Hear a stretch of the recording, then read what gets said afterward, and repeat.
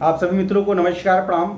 मैं पंडित डॉक्टर श्री आलोक कुमार शास्त्री जी महाराज और श्री 1008 आप लोगों के सामने आज बहुत सारी रुचिकर जानकारी लेकर आया हूं। और रुचिकर जानकारी में ये है कि क्या होता है कि हम लोग अपने अतीत को व्यतीत करते हुए अपने पुरानी सभ्यताओं को भूलते चले जा रहे हैं। अब उसी के उपलक्ष्य में मित्रों आज क्या है कि आज नाग पंचमी है। अब नाग पंचमी में होता क्या है, नाग पंचमी हम मनाते क्यों हैं। अभी एक दिन पहले 2 दिन पहले हमने देखा है कि हरियाली तीज थी, हरियाली में सब हरियाली हरियाली। नाग पंचमी, अब ये सावन का महीना ही ऐसा है कि मन को झकझोर के रख देता है, क्योंकि क्या होता है कि सावन में जो कुछ भी होता है सब हरा भरा ही होता है। अच्छा, सावन मास मनाया क्यों जाता है? सावन मास मनाया क्यों जाता है? क्योंकि सावन में ये श्रावण नक्षत्र होता है और श्रावण नक्षत्र के कारण ही इस मास को हम सावन मास कहते हैं। भगवान शिव का बहुत प्रिय मास है ये। ऐसा भी कहा जाता है कि अगर कोई भी औरत है, जो भी है, मतलब औरत तो नहीं कहेंगे, औरत है तो उसकी मनोवांछित वर मिलता है। अब वर मतलब ऐसा मत समझिए कि वर मतलब केवल दूल्हा ही होता है। अगर कोई अविवाहित लड़की है, पूजा पाठ करती है, 16 सोमवार का व्रत करती है, ऐसा ग्रंथों में कहा गया है, तो उसको मनोवांछित वर मिलता है। वर मतलब दूल्हा ही मत समझिए, वर मतलब वरदान, जो उसको चाहिए, मनोवांछित, मन में जो इच्छा होती है उसी के अकॉर्डिंग उसको वरदान मिलता है। तो मित्रों, ये सावन मास ऐसा है। और इसी में एक कहानी और भी है कि क्या है कि एक बार मरकंड ऋषि जो थे, उनके पुत्र मार्कंडेय, उन्होंने तपस्या की थी। सावन मास में ही भगवान प्रसन्न हुए थे शिव, और उनको वरदान दिया था, जिसके बारे में हम लोग जानते हैं कि यमराज को भी हार माननी पड़ी थी। अगर आप लोग कोई पूरी कहानी सुनना चाहते हैं, मैं शॉर्टकट में ले चलूँगा, क्योंकि कहानी शॉर्ट ले चलते ही बहुत बड़ी हो जाएगी। अभी अगर कोई कहानी आप पूरा सुनना चाहते हैं, किसी के बारे में कुछ जानना चाहते हैं, आप मुझे कमेंट करके बता सकते हैं। मैं इसमें नंबर भी बता दूंगा, मैं उसके बारे में एक अलग से इस पर चर्चा करूँगा। जो मेरे अल्प ज्ञान है उसी के माध्यम से आप लोगों को बताने का प्रयास करूँगा। अब मित्रों, सावन मास मैंने बताया, सावन में क्या होता है, गाँव में जो है झूला झूलते हैं लोग। और झूला क्या झूलते हैं, कोई तो बहुत सारा पीढ़ा होता है, पीढ़े पे जिस पे हम लोग बैठते हैं।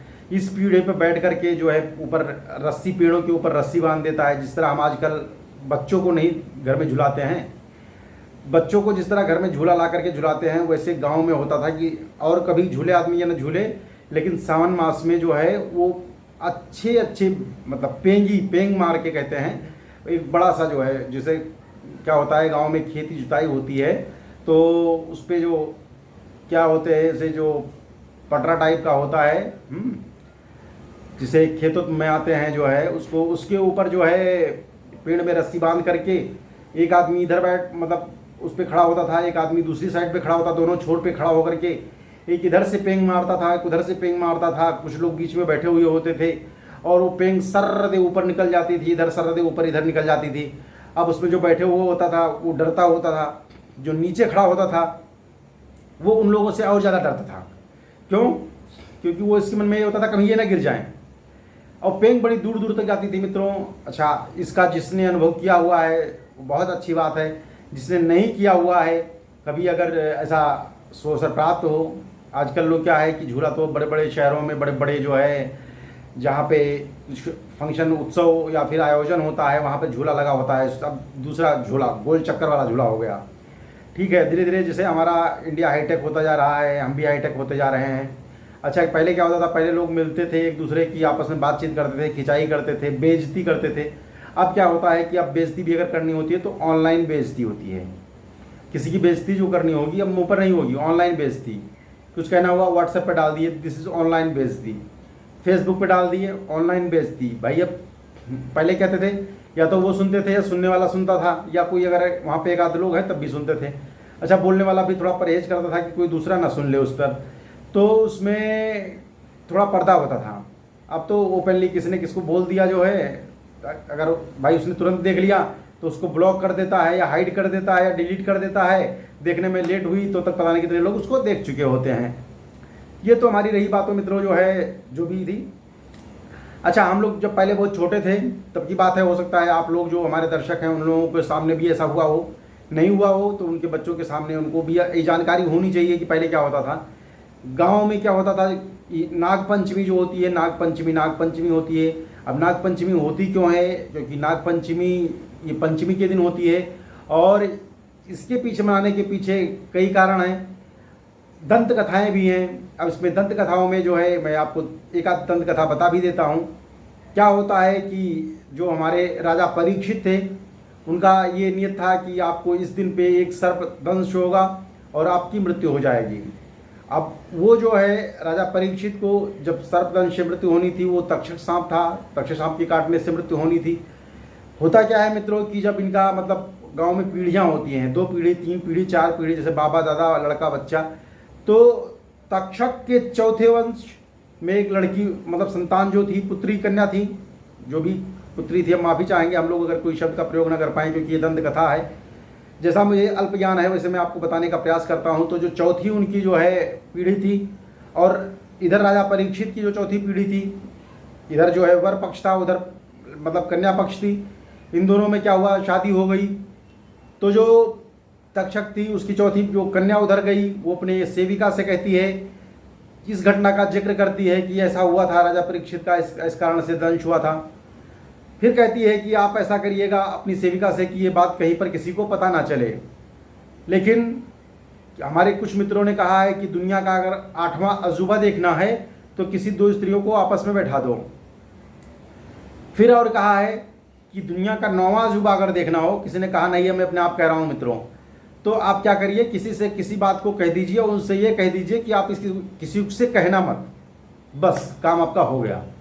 जब आप कह देंगे किसी से कहना नहीं है तो सामने वाला जाकर के कहीं ना कहीं 2-4 लोगों को बताएगा और उनसे ये भी साथ में कहेगा कि आप ऐसा कहना मत। गांव में होता है क्या, हे बहनी हम तुम्हें इतने बता दिए हैं और तुम किसी में बताइयो, क्योंकि पोल खुल जाएगी फिर।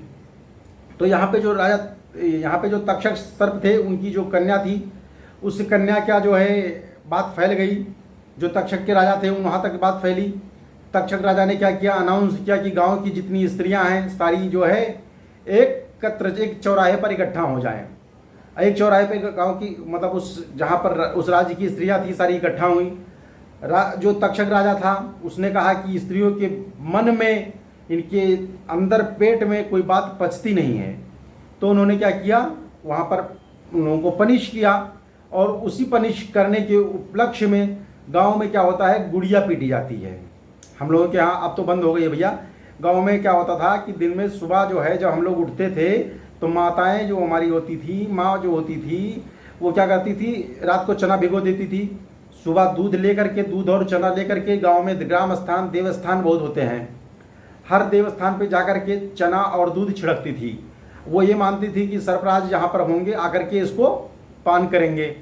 और उसके बाद में जब दोपहर का टाइम होता था, हमारी माताएं गांव में भैया गुजिया बहुत बढ़िया बनता है और बहुत बढ़िया बनता है और हर वहाँ पे मनाने का तरीका होना चाहिए क्योंकि वहाँ पे ब्राह्मण भी लोग खिलाते हैं। अच्छा, यहाँ पर तो हम इतना साल रहते हो गया, कोई हमें ब्राह्मण में न्योता आज तक न लिया, हम कहीं ब्राह्मण खाने ना पाए। हम लोग से पूछते भी हैं कि क्या भैया ब्राह्मण खिलाते हो आप, तो लोग कहते हैं हाँ खिलाते हैं। तो कहते हैं भैया हमें खिला लिया करो कभी कभी हैं, लेकिन हमें ये अवसर भी नहीं प्राप्त हुआ। हो सकता है कि आपकी वीडियो देखने के बाद में कुछ लोग हमें ब्राह्मण के लिए आमंत्रित करें। तो ये मित्रों, उसी जो बताया था हमने, तक्षक राजा ने उस वहाँ पे स्त्रियों को दंड दिया था, उसी के उपलक्ष्य में क्या करते हैं लोग, यहाँ पे चूंकि कन्या को पीट रहे थे, अब यहाँ पे स्त्रियों को न पीटने के बजाय जो है ये उसी एक मान्यता थी, उसको मनाने के उपलक्ष्य में लोग डंडे से गुड़िया पीटते हैं। ये रही मान्यता नंबर 1। ये दंत कथा है मित्रों, ऐसा कुछ नहीं है कि मुझे मतलब मैं वहाँ पे प्रत्यक्ष उपस्थित था या मैंने देखा है, ये एक दंत कथा है। दूसरी दंत कथा क्या है कि एक कहीं ग्राम में हमारे जो भी थे पुजारी लोग रहते थे, एक शिव मंदिर था, उस शिव मंदिर में पूजा करने के लिए वो हमेशा जाया करते थे प्रातः। तो एक बार उनकी बहन आती है और जब बहन आती है तो बहन को लेकर के कहते हैं कि चलो शिव मंदिर के पास में ले चलते हैं। और जब शिव मंदिर में वो सज्जन जाया करते थे पुजारी जी महाराज, वहाँ पर एक जो है सर्प रहा करता था। जो सर्प होता था वो पुजारी महाराज को देख करके जो है वो अपना जो भी क्या होता है गांव में कहते हैं मणि, ठीक है, अगर सर्प की मणि मिल जाए तो लोग कहते हैं फिर गांव तो तकदीर कहते हैं, शहर में कहते हैं बल्ले बल्ले हो जाए, ठीक है। तो वो सर्प जो होता था वो अपनी मणि से बाहर आकर के इनके मतलब प्यार में पैरों में लिपट जाता था। अच्छा, इनकी बहन अपनी बहन को लेकर के जब शिव मंदिर गए उस दिन जो है, तो क्या हुआ, सर्प जैसे वहाँ से निकला इनको देखा और आकर के इनके पैरों में लिपट गया। इनकी बहन साथ में थी, उन्होंने आओ ना देखा ना ताव देखा और उन्होंने जो है सर्प के ऊपर प्रहार करना शुरू कर दिया। अब सर्प के ऊपर प्रहार करना शुरू कर दिया। अब चूंकि प्रेमवश किया इन्होंने नहीं पता था कि ये ऐसा रीज़न था कि वो डेली का है, वो आकर के प्रेम में इनसे जो है लिपट जाता है। तो जब उन्होंने प्रहार करना शुरू किया तो सर्प की क्या होती है कि मृत्यु हो जाती है। और इस जो ये लेडी थी, कन्या थी, तो गांव वाले जब इकट्ठा होते हैं, इनका भाई इनको कहता है कि वो मेरे प्रेम में लिपटा हुआ था। तो गांव वालों ने कहा कि ये स्त्री चूंकि अनजान में किया है तो इनको दंड न देने के बजाय ये एक उदाहरण पेश किया जाए। तो वहाँ पर भी एक गुड़िया बना करके लोगों ने इसको पीटना चालू किया। गांव में होता क्या है कि बांस जो लगा होता है, बांस सबके यहाँ होता है, हर जगह होता है। मेरे यहाँ भी पता नहीं कितने बांस की कोठी लगी है, पता नहीं कितने बीघा कहूँगा तो बहुत सारे लोग हंसेंगे, क्योंकि इसमें बहुत सारे मित्र सज्जन हमारे लाइन पे रहते हैं, जानने वाले रहते हैं, और इसमें झूठ बोलना भी वो पकड़ लेते हैं, पहली बात। और दूसरी बात, हम साधु सन्यासी आदमी, शास्त्रीय आदमी, तो हम झूठ बोल भी नहीं सकते। लेकिन मित्रों क्या है कि कभी कभी झूठ थोड़ा बोलना भी पड़ता है। चलिए, ये तो हो गई हमारी दंत कथा इस नाग पंचमी की। अब इस नाग पंचमी की दंत कथा हो गई।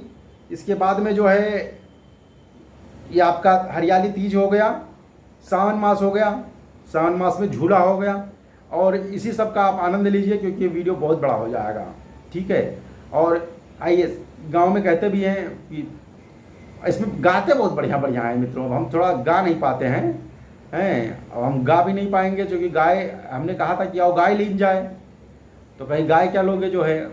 तो अब हम इस पे ज़्यादा ना बात करते हुए मित्रों जो है बस हम यही कहेंगे, गांव में कहते हैं कि अटकन बटकन दहू चटक्कन, अटकन बटकन दहू चटक्कन, अटकन बटकन दहू चटक्कन, लावा लाठी बनके काठी, बन झुलिया झूले, और सावन माथ नहीं है, सावन माह करौंदा फूल है। अब सावन के महीने में क्या होता है, करौंदा फूलता है। अब मैं आपको कल बताऊंगा, कल मैं इंग्लिश पढ़ाऊंगा आप लोगों को, देखो कितना अच्छा है। बन झुलिया झूले, सावन माह करौंदा फूल है।